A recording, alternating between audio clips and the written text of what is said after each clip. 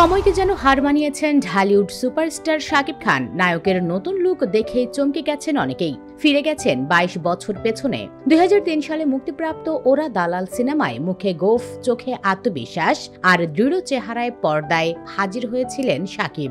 সেই লোকটাই যেন হুবহু ফিরে এসেছে সোলজারে। নেটিজেনদের কেউ কেউ আবার বলিউড অভিনেতা রণবীর কাপুরের সঙ্গেও মিল খুঁজছেন মিস্টার খানের। এদিকে সোলজারের পোস্টার প্রকাশের পর থেকেই অন্তর্জালে শুরু হয়েছে আগে ও পরের তুলনা।